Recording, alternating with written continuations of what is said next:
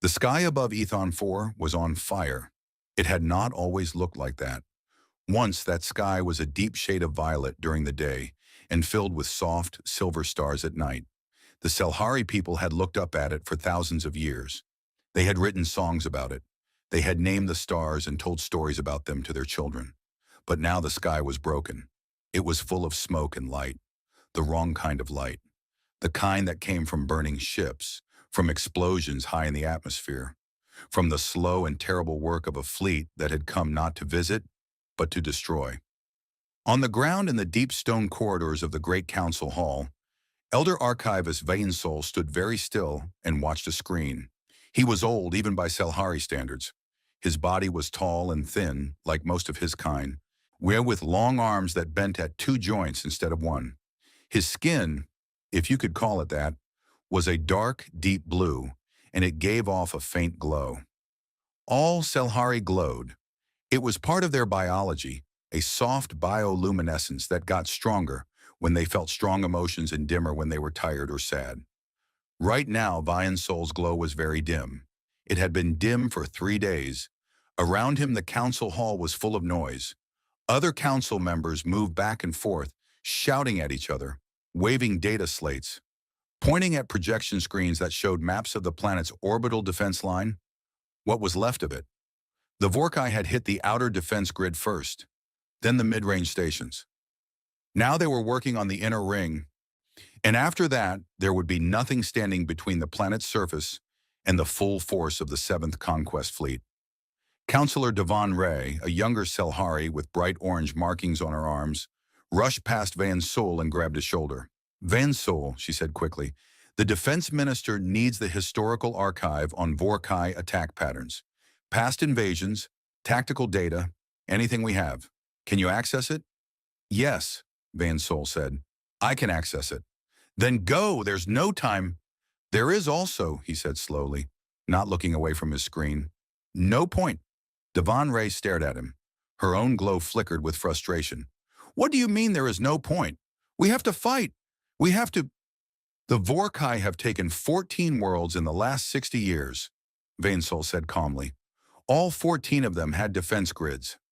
All 14 of them sent emergency signals to the Conclave of Worlds. All 14 of them fell within a week of first contact. Our outer ring fell in 11 hours. He paused. What tactical data would you like me to find? Devon Ray opened her mouth. Then she closed it. Then she walked away very quickly, because there was nothing she could say to that. Van Sol turned back to his screen. He was not watching the battle feeds like everyone else. He was not watching the maps of the orbital grid, or the casualty reports coming in from the northern continent, or the desperate communications being sent to Conclave headquarters begging for help that was not going to come. He had looked at all of those things. He understood them well enough. What he was watching now was something different, something that had appeared on his personal monitor 40 minutes ago and had not left his mind since. It was a signal, not a new signal, not something from the battle outside. It was old, older than Van Sol himself, older than anyone alive on Ethan 4, older than the Vorkai Dominion had even existed as a political body. It had come in on a frequency that, as far as anyone in the Conclave knew, had been dead for 3,000 years, a frequency that no civilization currently used, a frequency that had one single entry in the official communications registry listed under a species name that most modern scholars treated as mythology. The entry said, Reserved Human Diplomatic Band, last active, year 0 of the silence. Van Sol had been an archivist for 60 years. In that time, he had read almost every document in the Selhari National Archive and a significant portion of the Conclave's shared historical database. He had read about every war, every treaty, every lost civilization, every first contact record. He had developed a habit over those 60 years of treating history as something real and physical, not just words on a page, but the actual residue of things that had actually happened. He believed that if you read carefully enough, history could still surprise you. It was surprising him right now. He pressed a key and the signal expanded on his screen. It was short. It was encrypted in a cipher that the Conclave's systems had struggled to break. Not because the cipher was particularly sophisticated, but because it was so old that no active decryption library had the base keys for it. Vensol had spent the last 40 minutes finding those keys in the deep archive. He had just finished. The message decoded in front of him. It was 3 words in Old Galactic Standard, the trade language that had been spoken across known space before the current conclave dialect replaced it. 3 words. We saw everything. Van Sol read them 3 times. Then he sat down, which was unusual for him because he normally preferred to stand. And he stayed very still for almost a full minute. Then he opened the restricted archive. The restricted archive was not secret exactly. It was not locked behind security codes or forbidden to access. It was simply the part of the archive that no one ever looked at. Because it was considered to be full of legends and exaggerations, and the kind of stories that old civilizations told when they were trying to make themselves feel important. It was the mythological section, in practice, even if it was filed under historical accounts. Unverified. Van Sol knew what was in it. He had read it all long ago, in the first years of his career, when he still had the time and energy to read everything. He had found it fascinating then. Most of his colleagues had found it embarrassing, the sort of old nonsense that proper scholars were supposed to leave behind. He found the human files without difficulty. They were large, larger than the files for most species, which was itself interesting. Someone, a very long time ago, had gone to a great deal of trouble to collect and preserve information about humanity. When that person had clearly believed it was important. The oldest documents were simple, physical descriptions. Humans were bipedal, 2 legs, 2 arms, 1 head. They were, by galactic standards, extremely fragile. Their skin had no armor, no scales, no natural protection of any kind. They could not survive in vacuum without suits. They were vulnerable to dozens of environmental conditions that other species could tolerate without difficulty. Their lifespan was remarkably short, 60 to 100 of their homeworld years under natural conditions. In a galaxy where many species live for centuries or millennia, a human lifetime was considered almost embarrassingly brief. And yet, the next section of the archive was different in tone. It had been written by a scholar of the Tethari Collective, a civilization that no longer existed. It absorbed into the conclave 3,000 years ago, and it had the careful, deliberate style of someone who was choosing their words very carefully because they were afraid of not being believed. The scholar described a period, roughly 4,000 years before the present day, when humanity had first made contact with the wider galaxy. They had arrived, the scholar wrote, as a minor species from a single star system on the outer rim. No colonies, no allies, no particular advantage in technology. They were behind the major civilizations of the time by several centuries in most fields. Within 500 years, they had caught up with all of them, not by being given the technology, not by trading for it or stealing it, by developing it, sometimes from scratch, and sometimes by looking at what already existed and finding 3 different ways to improve it. The scholar used a word that Van Sol had to look up because it was not common in modern galactic standard. The word meant something like relentless ingenuity, the quality of never stopping, never accepting that a problem could not be solved, never treating a closed door as anything other than a door that had not yet been opened. But it was the next section that Van Sol had always remembered, the part that had stayed with him all these years, filed at the back of his mind like a thing he was not sure what to do with. It was a record of the first major war that humanity had fought against another spacefaring civilization. A conflict now called the Breach Wars, which most modern scholars treated as a minor historical footnote. The opposing civilization had attacked human colonies on 3 separate occasions, apparently believing that the humans would either surrender or be unable to retaliate at scale. They were wrong on both counts. But what struck Van Sol was not the fact that the humans had won. Many civilizations won wars. What struck him was how they fought. Other species, the scholar noted, went to war for reasons that made sense in a straightforward way. Territory, resources, survival, dominance. They fought until the cost was too high, and then they stopped. They had a practical relationship with violence. It was a tool, and like any tool, you put it down when the job was done or when it was breaking you. Humans fought for reasons. That was the word the scholar used. and they had underlined it, which was unusual for a scholar writing in that period. Not for territory alone, not for survival alone, for things that had no physical form: justice, principle, the memory of the dead, the protection of people they had never met and would never meet. They would absorb terrible losses in a war they were technically losing and still not stop, because they had decided that the reason mattered more than the cost. The scholar concluded with a line that Van Sol had memorized the first time he read it, decades ago. Do not wound a human and expect them to die from it. Expect them to remember. He scrolled further, past the breach wars, past the early expansion period, past the first conclave negotiations, in which humanity had apparently been a frustrating party to deal with because they kept insisting on including clauses about the rights of non-member species, hitting which no one else thought was relevant, past the long middle period of galactic history, during which humans had colonized dozens of systems, built alliances, fought several more wars, and in general made themselves into one of the most significant civilizations in known space. And then he reached the section marked The Silence. 3,000 years ago, on a date recorded precisely in every archive that still existed, every human signal had stopped. Every human ship had returned to human space. Every human diplomat had said goodbye, politely, formally, with no explanation given, and gone home. The borders of human space had gone quiet. Ships that ventured close reported no hostile action, no communications, nothing. Just silence. The theories were numerous: plague, internal collapse, transcendence to a higher form of existence, a voluntary isolation.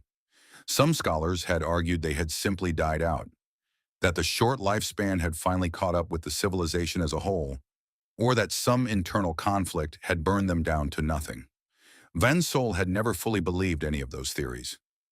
He looked back at his screen, at the three words still glowing there in old galactic standard.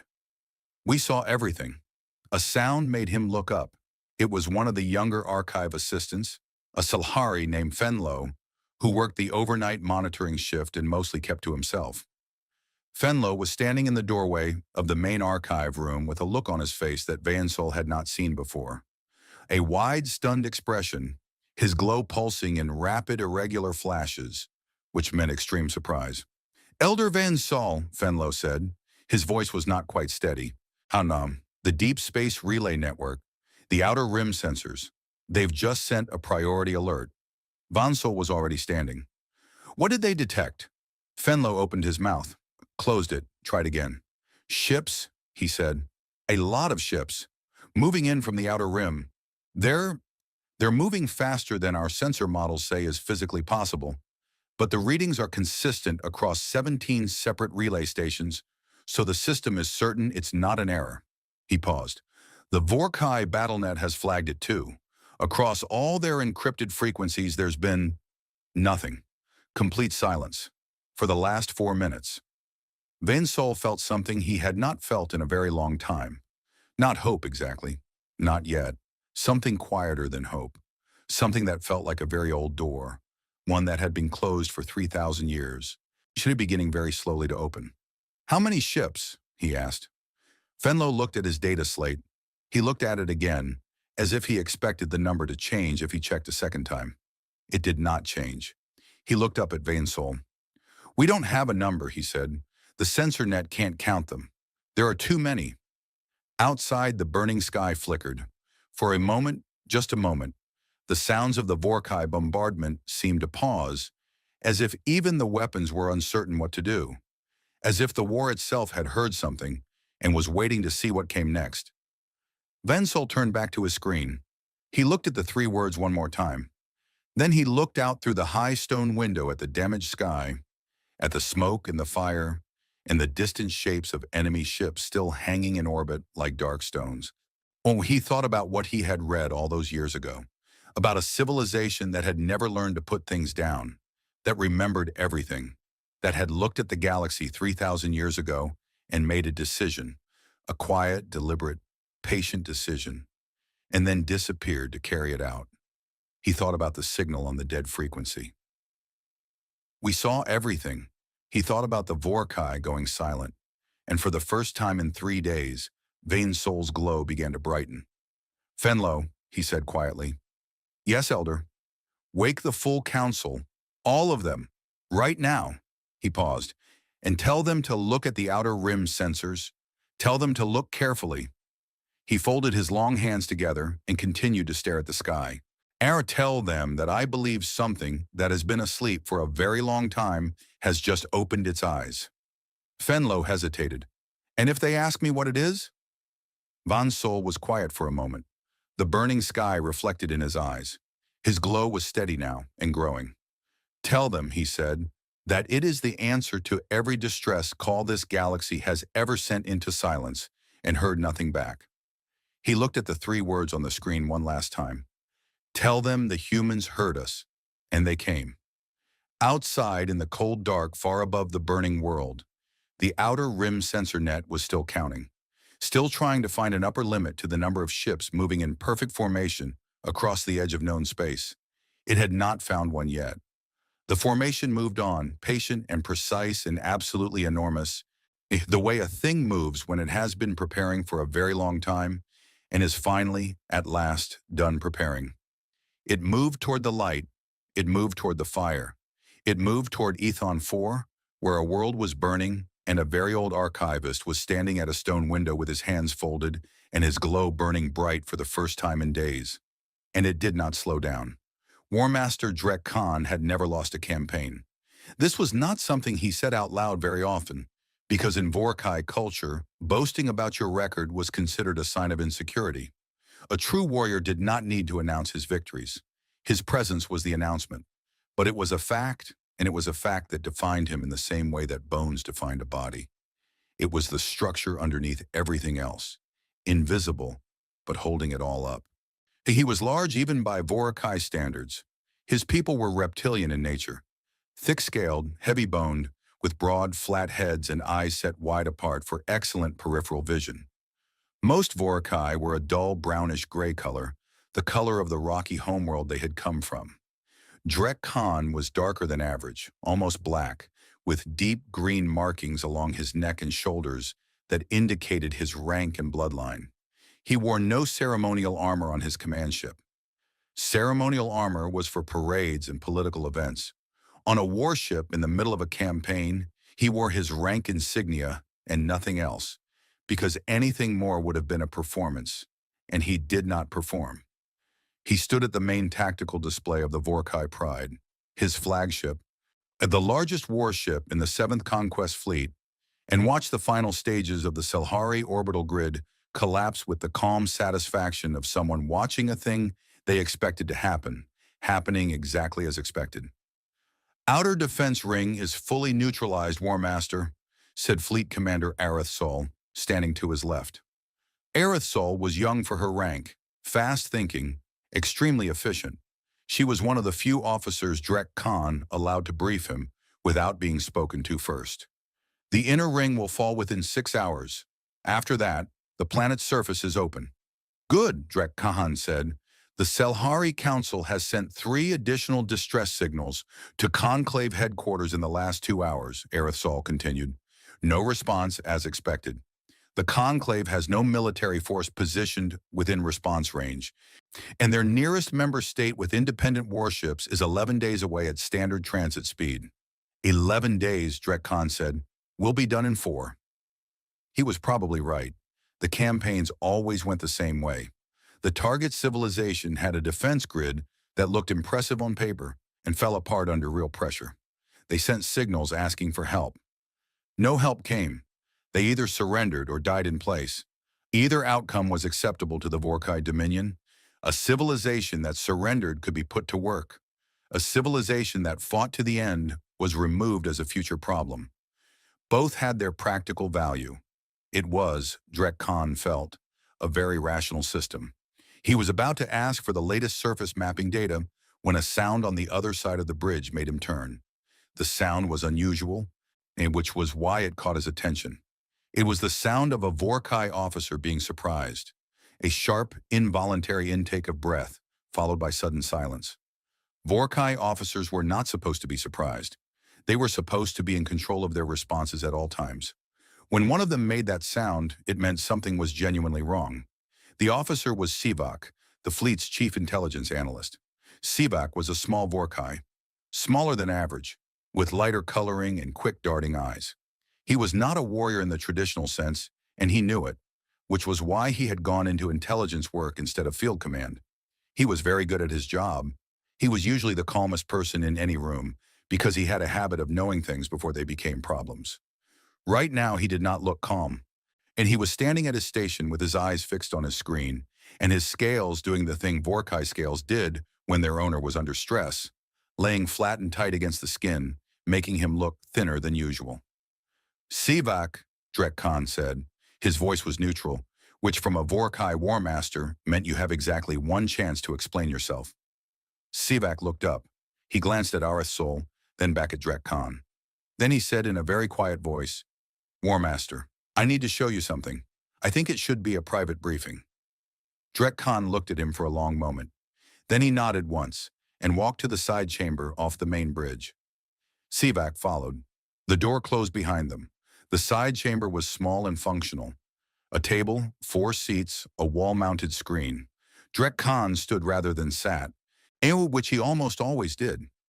Sivak sat down because his legs were not entirely steady, and he did not trust them to hold him without it being visible.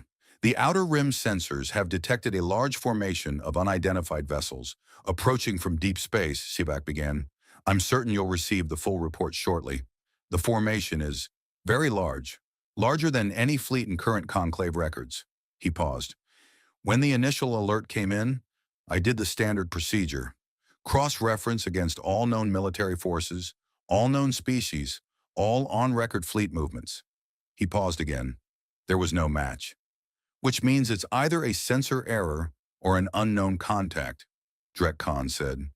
Yes, and the sensor data is verified across multiple independent relay stations. That's so I ruled out error.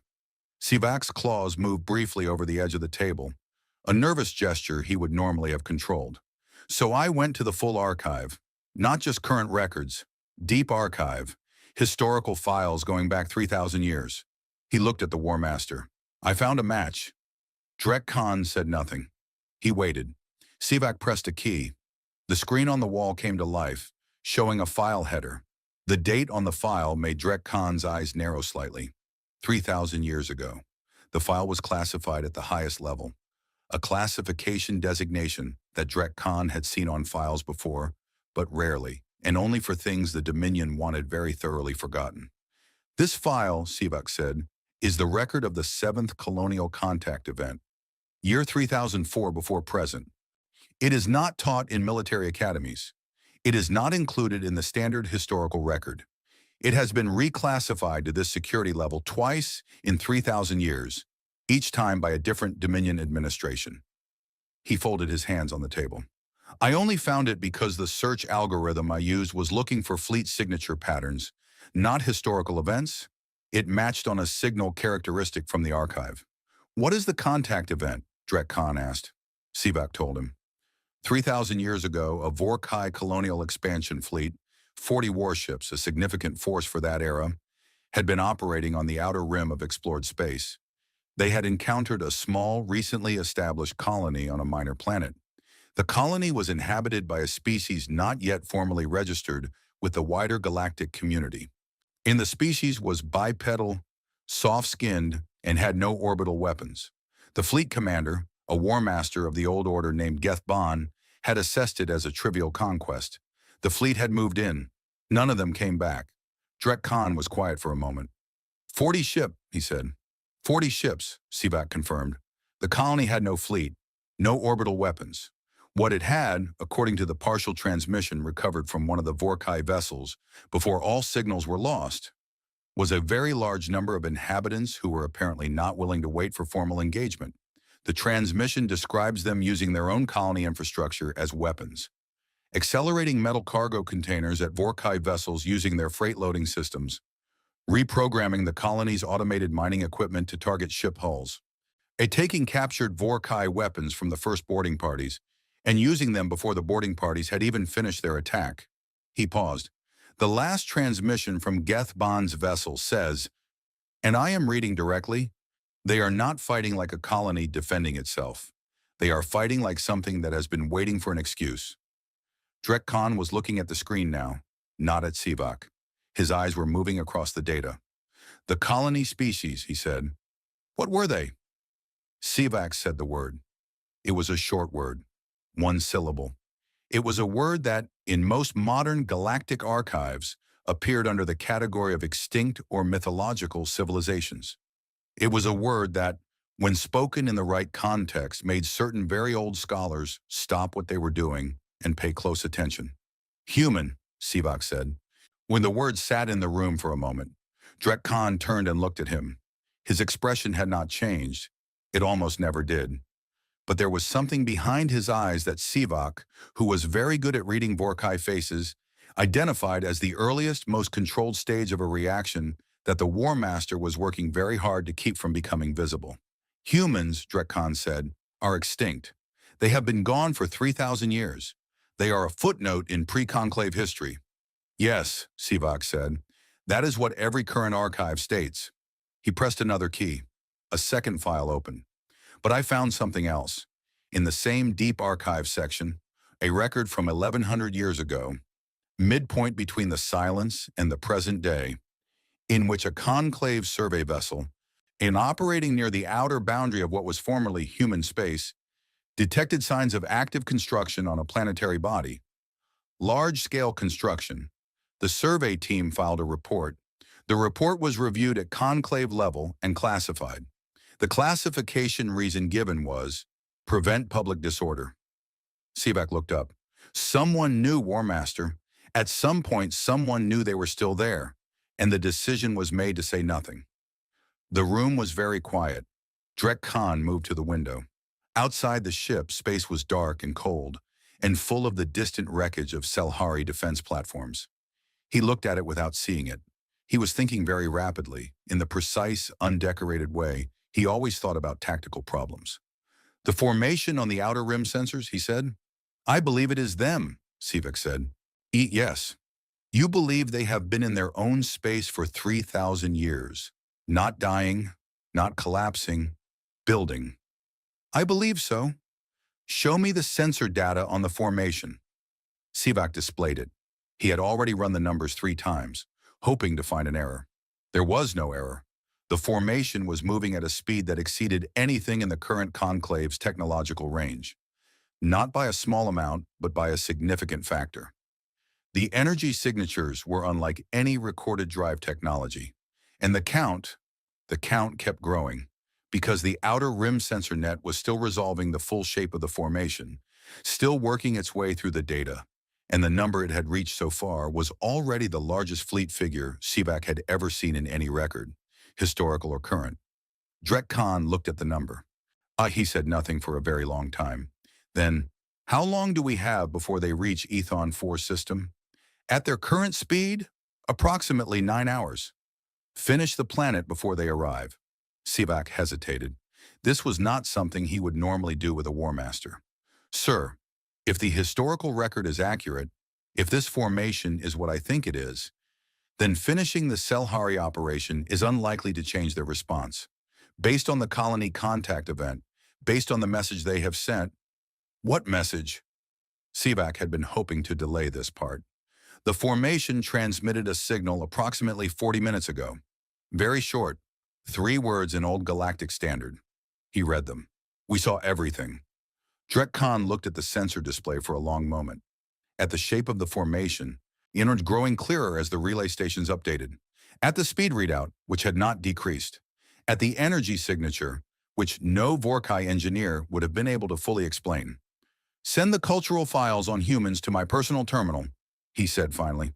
Everything we have, including what we deleted. He turned from the window. His face was composed. His voice was steady. He was War Master Drek Khan, and he had never lost a campaign. I want to understand what I'm dealing with. He walked to the door and opened it. On the main bridge, Arith Sol and the other officers were already exchanging looks. They had begun receiving the full sensor reports, and their expressions showed the earliest stages of confusion turning into something else. Drek Khan stepped back onto the bridge and spoke. Continue the Selhari operation, he said. Be loudly enough for the whole bridge to hear. Full pace, and send word to the subfleet commanders. I want combat readiness across all vessels by the time I finish my review. He paused. Something is coming. I intend to be ready for it. No one on the bridge asked what was coming. They were Vorkai warriors. They prepared first and asked later. Only Sivak, following behind him, allowed himself a single moment of private honesty as he looked at the sensor display one more time, at the formation, at the count, which had grown again while they were in the side room, at the drive signatures that should not have been possible. He thought about Gethban's last transmission. They are fighting like something that has been waiting for an excuse. 3,000 years, he thought. 3,000 years of being quiet. Either 3,000 years of watching the galaxy go on without them while they built and prepared and waited. Sivak was a very rational person. He dealt in data and facts and the logical conclusions that followed from them. He did not believe in mysticism or legend or the kind of dramatic stories that old civilizations used to fill the gaps in their understanding of the universe. But looking at that sensor display, at the shape of what was coming and the speed at which it was coming and the perfect absolute discipline of the formation, every ship in exact position, not a single vessel out of alignment over what must have been an enormous distance. He felt something that all his training and rationality could not entirely suppress. He felt that they had made a mistake, a very old mistake, and that it was at last coming to collect. The ship was called HSV Covenant. It was not the largest ship in the human fleet, not by a long distance. It was a mid-sized vessel by human standards, which meant that by any other civilization standards, it was a substantial warship. But next to the great carriers and deep strike cruisers at the back of the formation, it looked modest, almost quiet. It moved ahead of the main fleet at a steady pace, alone, the way a single person might walk ahead of a large group to knock on a door. Inside the Covenant, in the main communications chamber, Admiral Diplomat Sarah Voss sat in a plain chair in front of a plain table and read through her files one more time. She had read them many times already. She knew them well. But reading was a habit she had developed over 40 years of service, a way of grounding herself before a difficult conversation, of making sure that what she was about to say was based on fact and not on emotion. There was going to be plenty of opportunity for emotion today, she suspected. She preferred to meet it well prepared. Voss was 63 years old. She had short gray hair cut close to her head, dark eyes that were steady and attentive, and the kind of face that had been weathered by a great deal of time in difficult places. There were lines around her eyes and mouth, not from unhappiness, but from years of concentration and of the specific expression that a person's face settles into when they spend a lot of time being the only calm person in a room full of people who are not calm. She was wearing a uniform. It was not a flashy uniform. Dark navy blue, clean lines, the rank insignia on the collar, the small emblem on the chest. The scarred sphere wrapped in laurel that served as the official seal of the Human Diplomatic and Military Commission. No medals, though she had earned enough to cover the uniform twice. Medals were for ceremonies, and she was not here for a ceremony. She was here to have a conversation. 5 minutes to communications range, Admiral, said her aide, a young officer named Lieutenant Kavar, from the doorway. Thank you, she said without looking up. The formation is holding position 12,000 kilometers behind us. Good. The Vorkai BattleNet is active across all frequencies. They're tracking us. Also good, she closed the file. Make sure the relay is open to the Conclave of Worlds Emergency Broadcast Band and the Selhari Planetary Network. I want this transmission received as widely as possible. Kavar hesitated. We're broadcasting to everyone? Including everyone, Voss said. Yes. She looked up at him. Her eyes were steady. If this is going to mean anything at all, then everyone needs to see exactly how it happens. Every word, every decision. No private channels, no backrooms. This is not that kind of conversation. Kavar nodded and went back to his station. Voss stood up, straightened her uniform jacket, and walked to the communications platform at the center of the chamber. It was a circular space, slightly raised with holographic projectors built into the floor. When the link opened, it would show her the party on the other end in full scale. and show them the same. She wanted them to see her clearly. She wanted there to be no ambiguity about what she was and what she was doing there. The console chimed. The link was open. The holographic display filled with the image of War Master Drek Khan. She had studied his profile. She knew his record. She knew what he had done to 14 worlds, and she knew what he was currently doing to the 15th. She looked at him now. The size of him, the dark scales, the wide-set eyes that were studying her with the exact same focused attention she was giving him. And she felt the thing that she always felt at this kind of moment, the thing she had learned to use rather than suppress. It was not anger. It was something steadier and colder and more useful than anger. Drek Khan looked at her for a full 3 seconds before he spoke. She did not look away. "You are the commander of this fleet?" he said. His voice was deep, with the rough undertone that Vorkai voices always had. His galactic standard was formal, learned rather than native, but very precise. "I am," Voss said. "Admiral Diplomat Sarah Voss, Human Diplomatic and Military Commission. I'm speaking on behalf of the Human Assembly of Worlds." She paused. "I assume you know who we are?" Another brief silence. "My intelligence records suggest that humans are extinct," Drek Khan said. "Your intelligence records," Voss said, "are inaccurate. I've been aware of that for some time. Specifically, I know about the reclassification of the Conclave Survey Report from 1100 years ago. And I know about the classification of the 7th Colonial Contact event from 3,000 years ago." She watched him. His face did not move, but his eyes changed.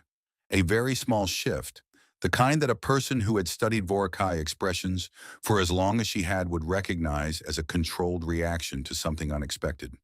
"I know your fleet attacked a human colony in that period. I know what happened to that fleet. I know why it was removed from your official history." Drek Khan said nothing. "I'm not here to discuss that," Voss continued. "I'm here to discuss what you've been doing for the last 3 centuries. She touched a control on the table beside her. A data window opened in the shared holographic space between them. A list displayed in clear galactic standard. "This is a documented record of every system the Vorkai Dominion has conquered in the last 300 years. Every world, every population, every recorded casualty figure, cross-referenced with independent sensor records, trade network data, refugee accounts, and, in 14 cases, real-time observation." She let him read the first lines of the list. "We have been watching, War Master, carefully, for a very long time." "You have been hiding," Drek Khan said. His voice was neutral, but there was something underneath it. "No," Voss said simply. "We made a decision about when to act. There is a difference." She moved the data window aside and looked directly at him. "Here is what I am here to tell you. The Vorkai Dominion will withdraw from every occupied system on this list. All military forces will return to Vorkai home space. When all enslaved populations will be released, all occupied governments will be restored. You will begin this process within 72 standard hours of this transmission." She stopped. The communications chamber was very quiet. Somewhere on his bridge, she could see other Vorkai officers. They were all still. "This is not a negotiation," she said. "It is not a request. It is not a suggestion. It is an informed statement of what is going to happen." She folded her hands on the table in front of her. "I would prefer to achieve it without further loss of life on any side. I hope you will make that possible." Drek Khan looked at her for a long moment. Then, slowly, something changed in his expression. A hardening, a decision being made. He had fought 14 campaigns. He had never surrendered. He had never been told what to do by a single small vessel that arrived ahead of a fleet and spoke to him as if the fleet were beside the point. "You are one ship," he said. "Yes," Voss said. "My fleet has over 1,000 warships in this system.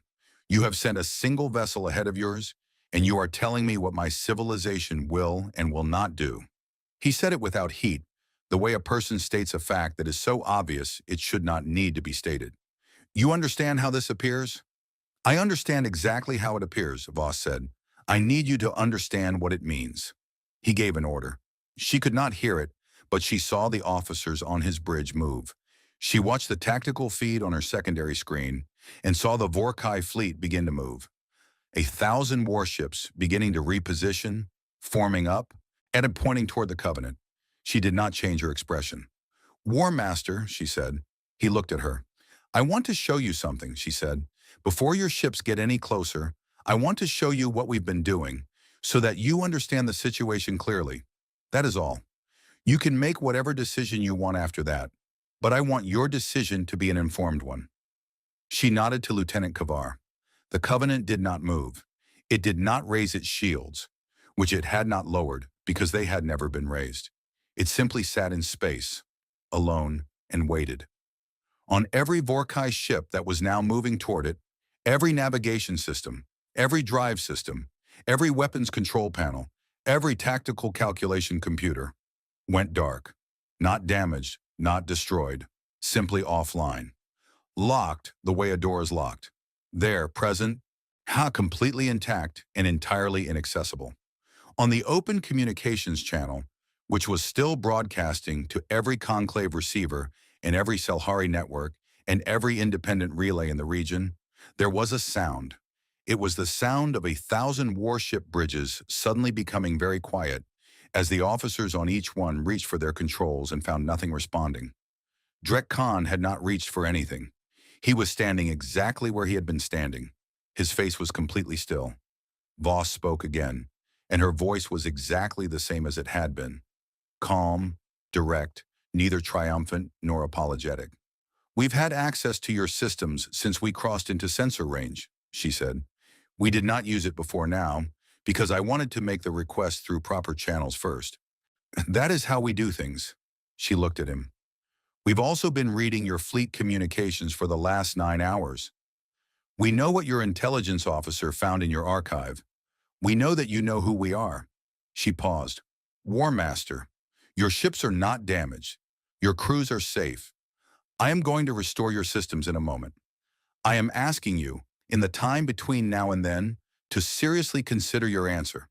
Not for my benefit, for the benefit of the people on that planet below us and the people on every planet on the list I showed you.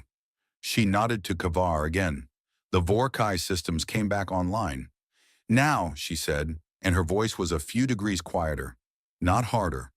Quieter, the way a voice gets when the speaker knows that what comes next matters more than what came before. I'm going to step back from this channel for a few minutes. When I return, I would like to hear your decision. She met his eyes. I would like, very much, for it to be the right one. She stepped back from the platform. The holographic display held the connection open.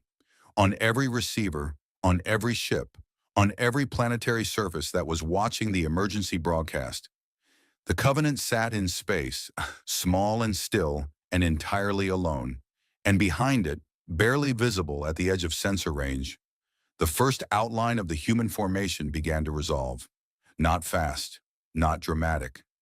Slowly, the way the sun rises, inevitable, patient. Something that was always going to happen, arriving now because the time for it had finally come. On the Selhari Council Hall screens, Van Sol watched the outline take shape. He was counting. He had been counting since the formation first appeared on the relay data. He kept having to stop and start over, not because the numbers were hard, but because each time he thought he had found the edge of the formation and started counting down from there, the sensors would update and show him that there was more beyond it.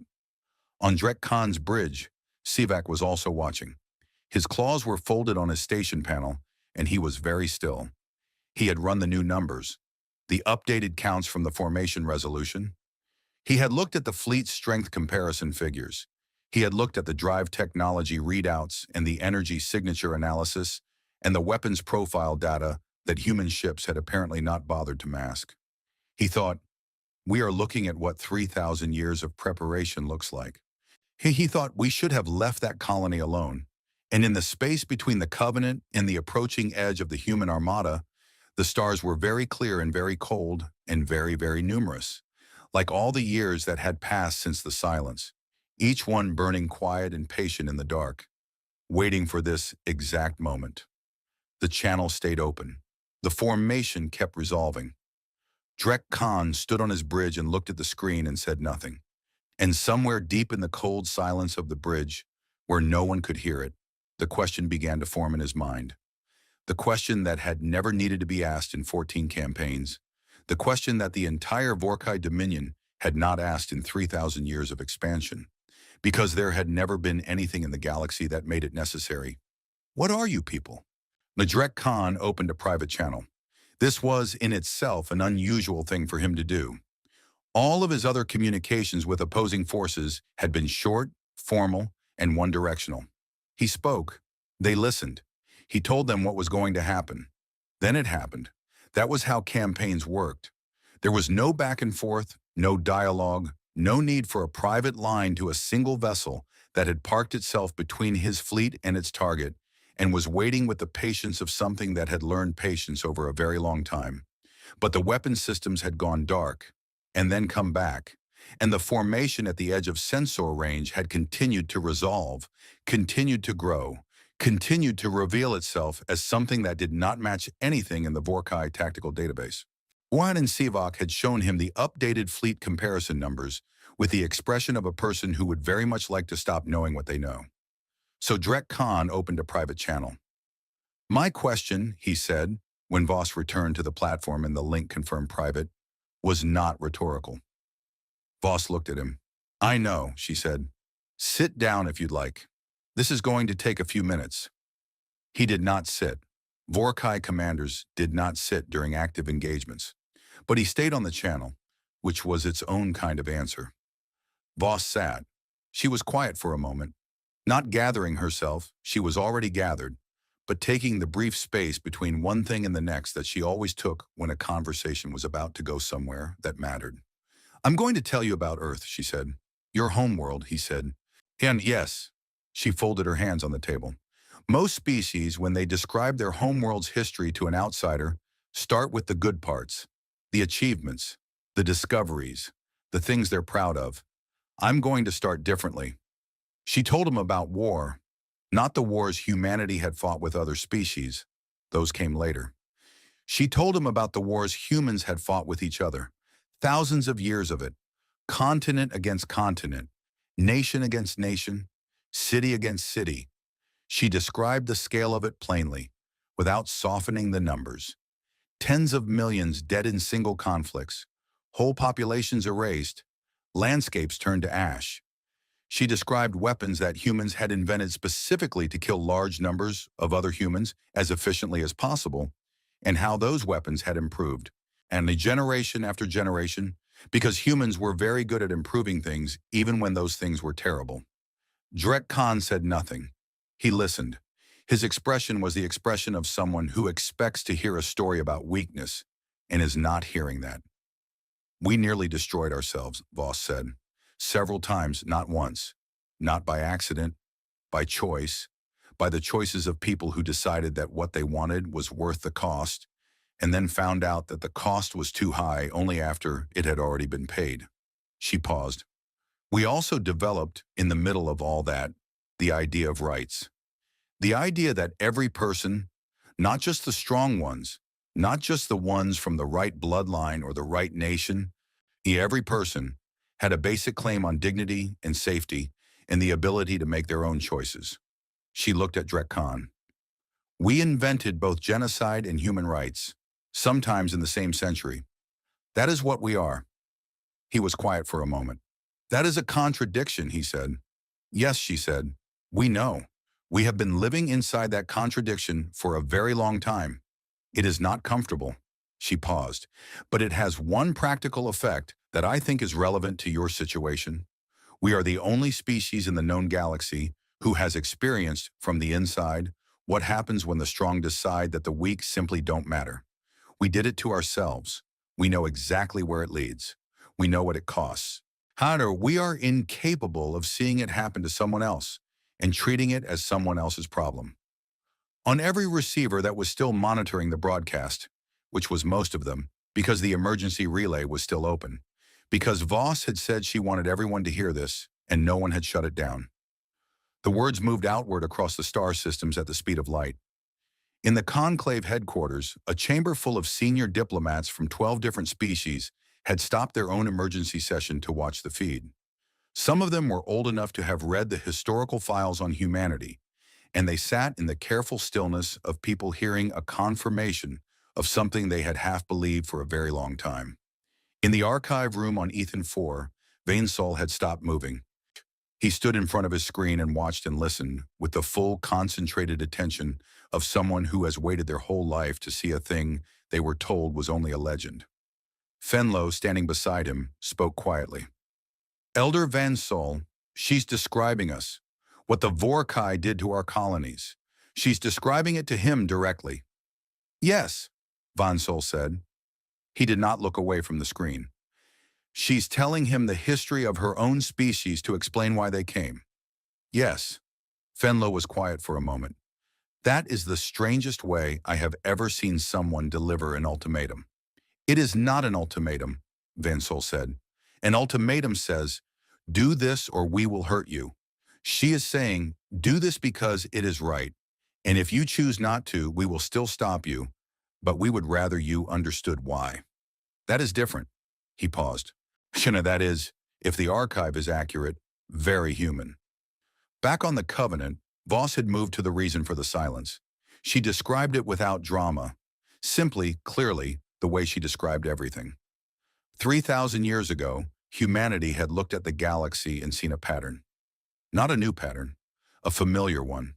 The same pattern that had led to some of the worst things in their own history. The civilizations with bigger fleets took what they wanted from the ones with smaller fleets, and the ones with smaller fleets called for help, and help rarely came, because everyone was looking out for themselves. It was the old logic.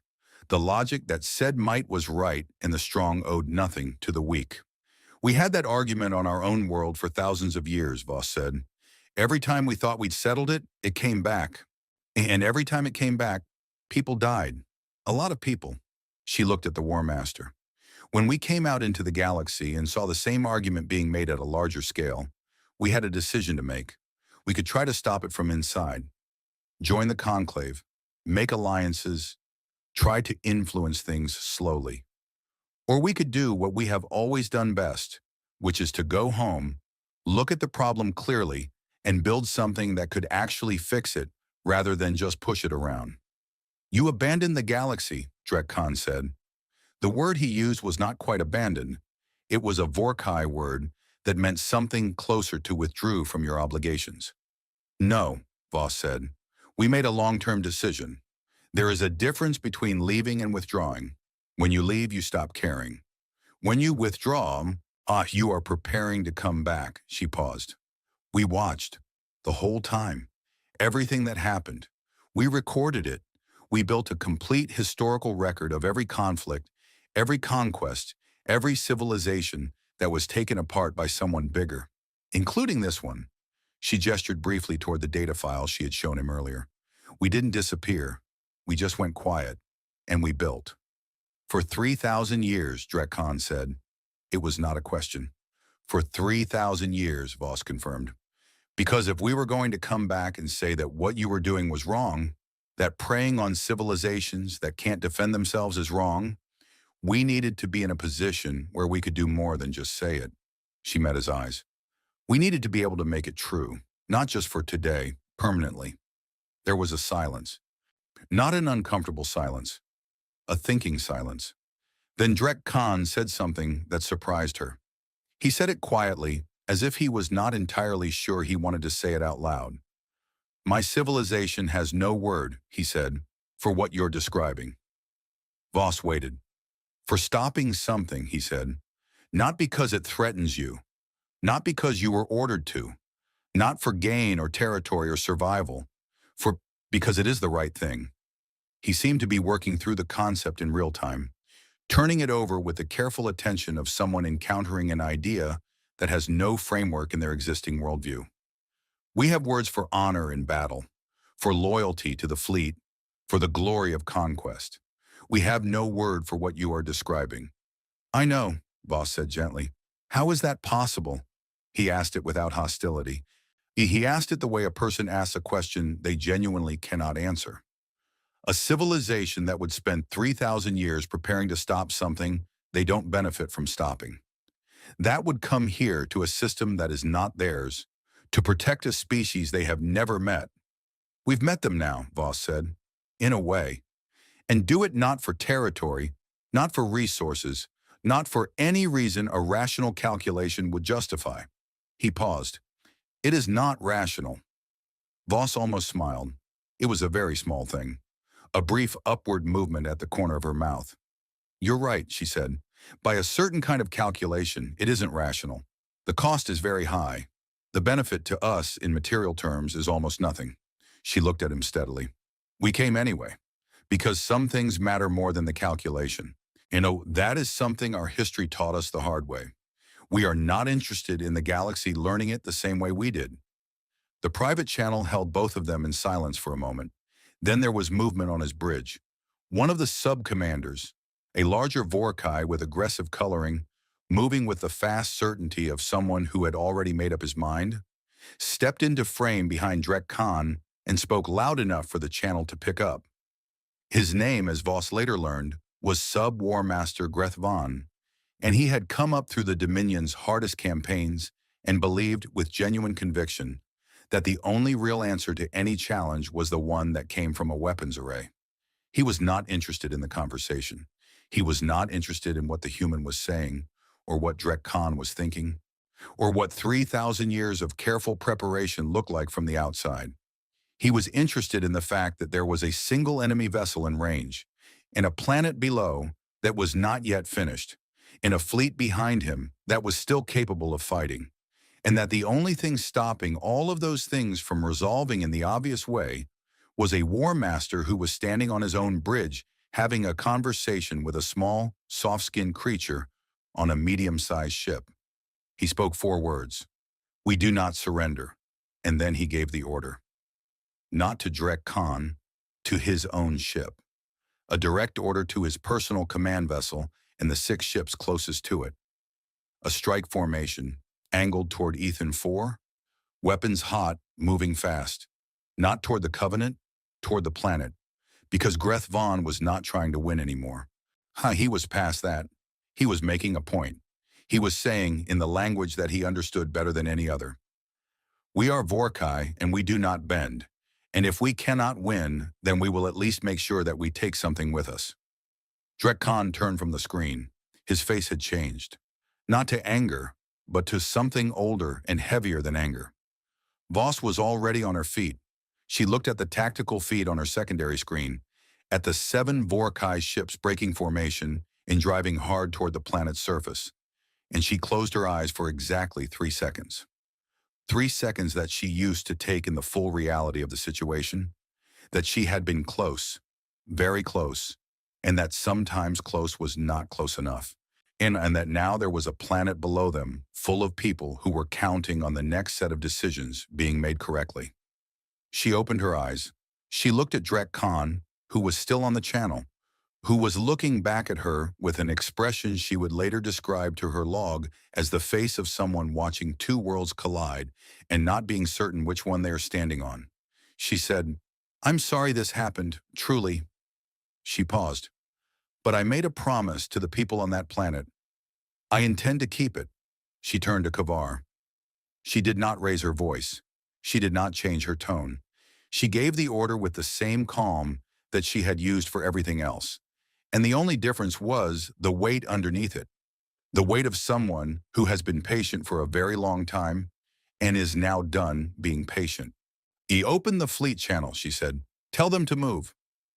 The fleet channel opened at 0314 standard time, and the order moved through it like current through a wire. Fast, clean, and with absolute certainty. For the crews of the human Armada, it was not a surprise. They had been at full readiness for the last 4 hours. They had watched the feed from the Covenant, the same feed that the Conclave receivers were watching, the same feed that Ven Sol had been watching in his archive room. They had listened to Admiral Voss speak, and they had waited. And now the waiting was over, and the thing they had come here to do was beginning. The Armada moved. It did not move the way that military fleets in most species' histories moved. In a broad, aggressive charge, weapons firing, everything pointed forward in a blunt display of force.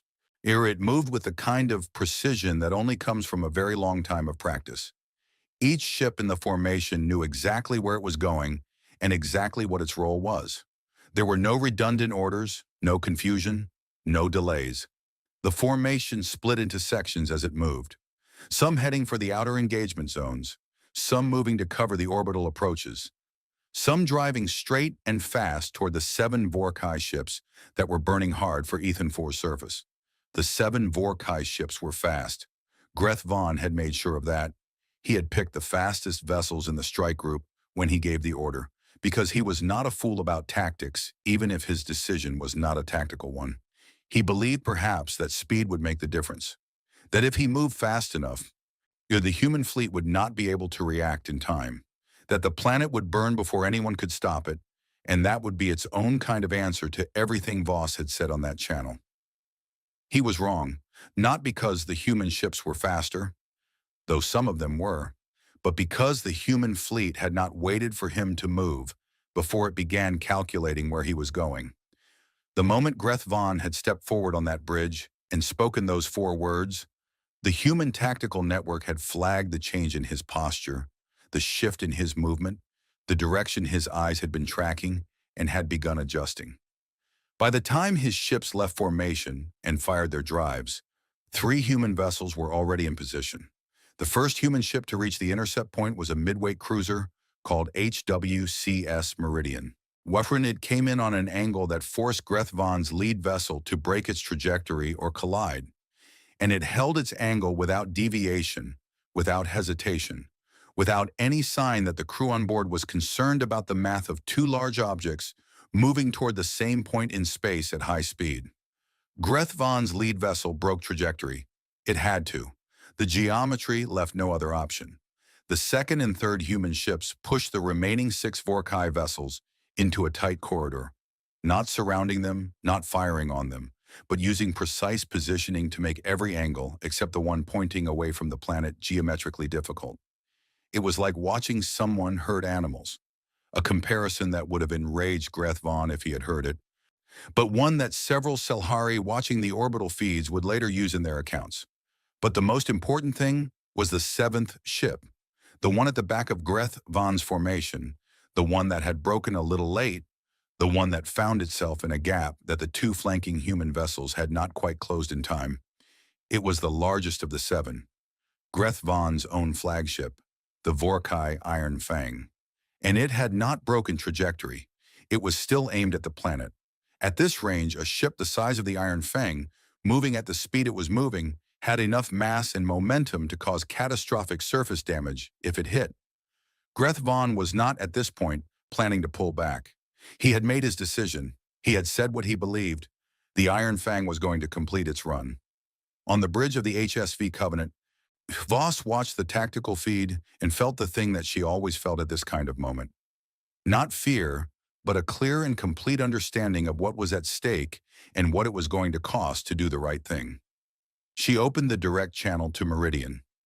"Commander Chen," she said. "Admiral," said the voice on the other end. Commander Lin Chen, 37 years old, 12 years in the fleet, steady voice. "The Iron Fang is going to hit the surface unless it's stopped," Voss said. "I need you to put the Meridian in its path." A brief pause. Not hesitation, calculation. The kind of pause that a very good officer uses to make sure they understand the order completely before they carry it out. "That's a full impact intercept, Admiral," Chen said. "At their current speed and mass, we'll take significant hull damage, possibly critical." "Yes," Voss said. Another pause, shorter this time. "Understood," Chen said. "Meridian moving." What happened next was watched by every feed monitoring the engagement and was recorded in full resolution by 6 independent sensor platforms and was later used in every academy that trained military and diplomatic personnel in the 200 years that followed. Not because it was the largest or most dramatic thing that happened that day. It wasn't. But because of what it demonstrated, clearly and without any ambiguity, about the way humans made decisions. The Meridian moved into the path of the Iron Fang and held position. It did not fire. It did not threaten. It simply stopped in the middle of the trajectory and let its mass and its presence say the thing that no weapon system needed to say: "You will not pass." and the Iron Fang hit the Meridian at a glancing angle. Not head-on because the Meridian's crew had positioned the impact as well as it could be positioned, angling to deflect rather than absorb.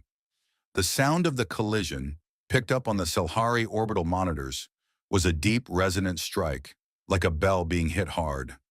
The Meridian spun out, trailing debris from her port section, her drives flickering. The Iron Fang was thrown off its trajectory by the impact, rolling in a slow arc that took it away from the planet and into open space. The planet was safe. On the Meridian's bridge, the emergency systems were already running. The hull breach was contained. The drives were damaged but not destroyed. The crew had absorbed the collision in their impact harnesses and come out of it shaken and bruised and, with the medical officer would later confirm, entirely alive. Commander Chen opened the channel to the Covenant. Hull breach on decks 5 through 7, she said. Drive capacity at 40%. Crew status. A brief pause, the sound of a confirmation coming through. All present. Minor injuries. No fatalities. Voss let out a breath that she had been holding since the moment she gave the order. Well done, Commander. Well done. On Ethan 4, in the council hall, several Selhari counselors who had been watching the feed broke into sound. Not words, but the instinctive vocalization of people who have just watched something happen that they were not certain was going to go the right way. Fenlo made a sound like all the air going out of him at once. Wenzel stood at his screen, perfectly still, watching the tactical display show the Iron Fang spinning away harmlessly into open space. His glow was the brightest it had been in years. The battle was not over. In the wider orbital space, the main engagement was continuing. The Vorkai fleet, the majority of it, the 993 ships that had not joined Grethvon's strike, was facing a human force that was larger in number, more sophisticated in technology, and operating with a level of coordination that made it functionally different from any fleet battle in recorded Conclave history. The human ships did not fight the way most species fought. They did not rush forward to destroy. They moved between Vorkai vessels and the planet's surface, positioning themselves as a physical barrier, while using their superior speed and maneuverability to prevent attacks rather than to deliver them. When Vorkai ships fired, human vessels moved to intercept the shots, not because they had to, but because the math said it was more efficient than trying to neutralize the firing ship. And when they did engage directly, when a Vorkai ship pushed through a defensive line and became an active danger, the human response was precise in a way that was almost surgical. Weapons that targeted drive systems without touching life support, targeting that disabled bridge controls while leaving the rest of the ship intact, the ability to put a weapons discharge through a gap the size of a porthole and hit the fire control processor behind it without scratching the surrounding hull. Vorkai's ships were being neutralized one by one. Their crews were intact, their hulls were intact, but they were drifting, unable to move, unable to fight, simply present in space as evidence of what had just happened. No one was dying. This somehow was the most unsettling thing for the Vorkai fleet commanders.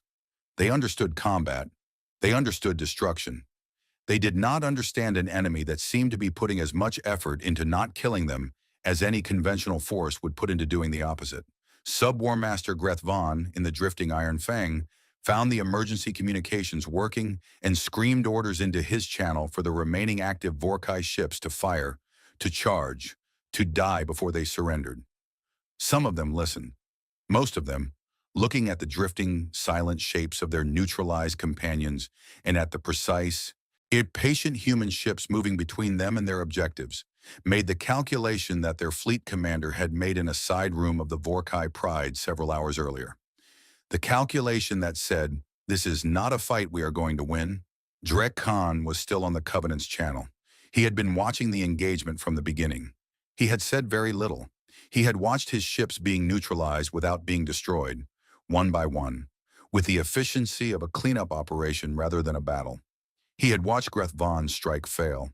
He had watched the Meridian put itself in the path of the Iron Fang and take the hit so the planet wouldn't have to.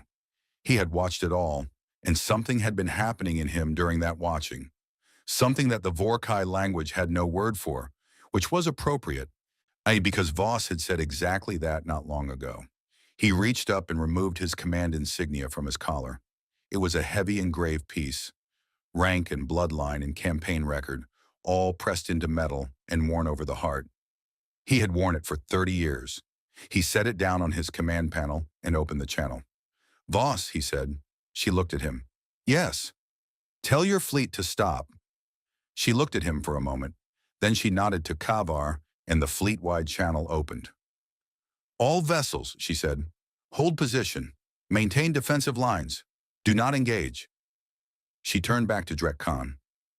"The engagement is paused," she said. He looked at the insignia on his panel.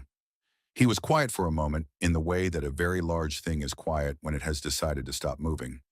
"We call it Veth Karun," he said. "What I am doing. It means the recognition that an opponent has proven something. Not just one, proven something." He met her eyes. "A war master who performs Veth Karun acknowledges that the opponent's strength is real, that the argument is over." He paused. "I am performing Veth Karun." Voss looked at him without any expression of triumph. She simply looked at him.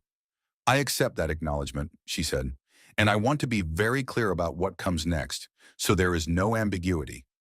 The Human Assembly is not seeking to control the Vorkai Dominion, annex its territory, or impose governance on its people. We are seeking three things: the withdrawal from all occupied systems, the release of all enslaved populations, and the beginning of a long process, I know, of accountability and restoration." She paused. "We are not your conquerors. We are not your rulers. We are the party that has come to tell you that what you have been doing to others is going to stop, and that stopping it does not have to mean your destruction." Drek Khan was quiet. "My people will not accept this easily," he said. "I know," Voss said. "It will take time. We understand that. We are not impatient." "You have been preparing for 3,000 years," he said. There was something in his voice that might, from a Vorkai, have been a small and deeply reluctant recognition of something like respect.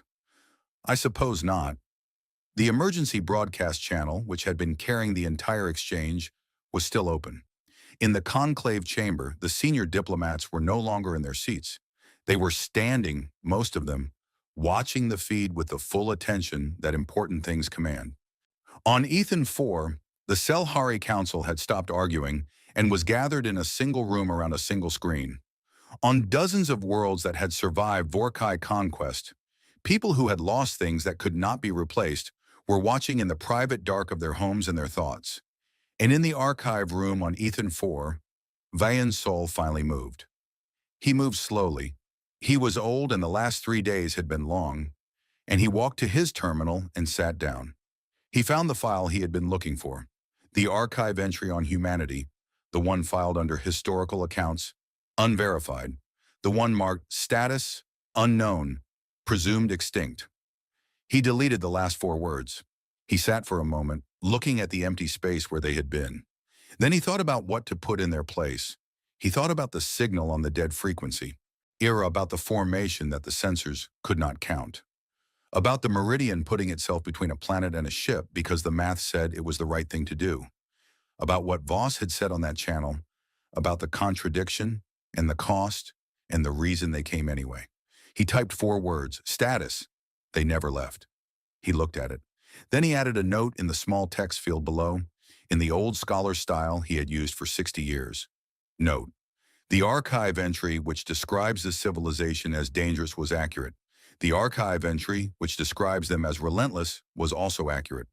What the archive failed to note, and what I record here for those who read this after me, is that they are relentless not for conquest, not for glory, not for the survival of themselves alone, but for the idea that no civilization should have to burn alone in the dark and hear nothing back. They withdrew because they were not ready. They returned because, at last, they were. And they came not as rulers. They came as something the galaxy had not had before and did not have a word for. They came as the answer. He saved the file. Outside, the burning sky of Ethan 4 was changing. The Vorkai warships were no longer moving in attack patterns. The bombardment had stopped. In the silence after the guns, the planet's natural sounds were returning. The distant rush of wind across the open plains north of the city, the faint sounds of people in the streets below beginning to understand that the thing they had been certain was going to happen was not now going to happen. Fenlo came to stand beside Von Saul and looked at the screen. He read the updated archive entry. He read it twice. Then he looked out the window at the sky. The human armada was still there, holding position in the deep space beyond the planet. Thousands of ships, still in perfect formation, patient and steady and prescient the way a kept promise is present. Real and solid, and exactly what it said it was going to be. What happens now? Fenlo asked. Van Sol looked at the sky for a long time before he answered. What should have happened a very long time ago, he said. Someone starts cleaning up the mess. He paused. And this time, someone stays to make sure it gets done properly. He looked at the archive entry one more time. Then he closed the file, stood up slowly, and walked to the window to watch the morning. The real morning. With a one coming, now that the fires were out and the guns were quiet, begin to light the sky above Ethan 4. It was still a scarred sky. It would take time to heal, but it was brightening, and it was clear, and somewhere up in the cold and patient dark beyond it, the Armada held its position. It had come a very long way. It was not going anywhere. In the years that followed, the Conclave of Worlds established the Joint Restoration Commission, with human advisors present at every level. 14 occupied systems were freed. Greth Von was tried before a joint tribunal and found guilty of war crimes under the new Conclave protocols that human diplomats had spent 3 months drafting. Drek Khan did not stand trial. He stood instead as the first Vorkai witness for the prosecution. The 7th Conquest Fleet was formally disbanded. 3 of its vessels, repaired and repainted, joined the new Conclave peacekeeping force. The Meridian was repaired. Commander Chen was promoted. She named her next command ship after the planet she had protected. Van Saul lived for another 11 years. He spent most of them updating the archive. Not just the human files, but all of them. He said in the last public address he gave before his health made travel impossible, that the most important thing an archivist could do was make sure the record was honest about what happened, so that the next generation knew what was possible. Not just the wars and the losses, the times it went right too, the times someone came. The archive entry he wrote was never changed. They never left.